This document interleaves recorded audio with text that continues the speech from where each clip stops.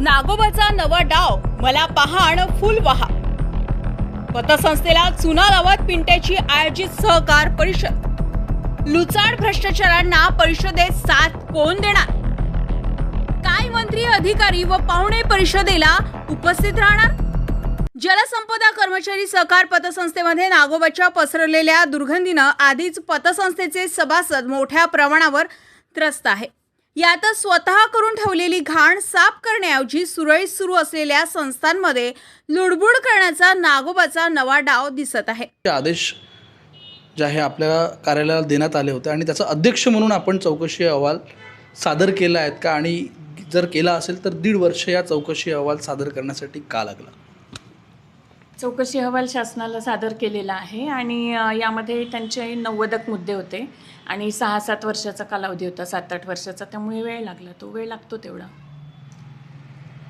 ज्या अहवालामध्ये जी चौकशी लागली होती ते चौकशीमध्ये केलेले जे आरोप आहेत त्याच्यामध्ये तुम्हाला काही स्पष्टता दिसून आली आहे का?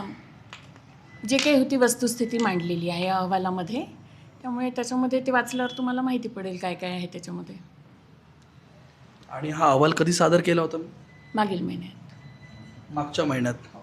जलसंपदा पतसंस्थेच्या भ्रष्ट कारभारात जिल्हा उपनिबंधक गौतम वालदे व सुचिता गुहाणे यांनी चौकशी अहवालामध्ये दिरंगाई करत नागोबाला वास्तव्यात सुरक्षेचे वारूळ तर दिले नाही ना, हा प्रश्न निर्माण होतोय. दुसरीकडे नागोबानं आपला फण पसरवत वर्धा जिल्हा कर्मचारी पतसंस्थेचा संघ मर्यादित वर्धा संस्था स्थापन करून सहकार क्षेत्रातील होणारे बदल व पतसंस्थांच्या आवश्यकता सुधारण्यासाठी जलसंपदा पतसंस्थेला चुना लावत सहकार परिषद आयोजित केली आहे. त्यामुळे आधी घाणेने भरवून ठेवलेल्या संस्थेत समाधान मिळाले नाही का?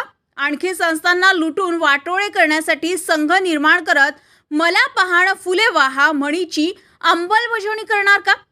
चोरच पोलीस बनून प्रवचन देणार का? असे अनेक प्रश्न पतसंस्थेच्या कर्मचारी व सदस्यांना पडत आहे.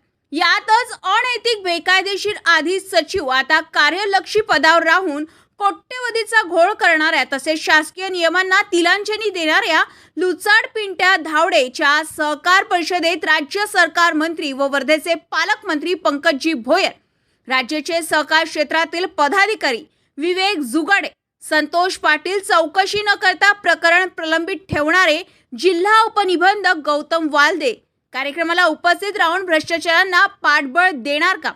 या सर्व बाबी पाहणं लक्षणीय ठरणार आहे. पलाश उमाटे, जनसंग्राम न्यूज, वर्धा.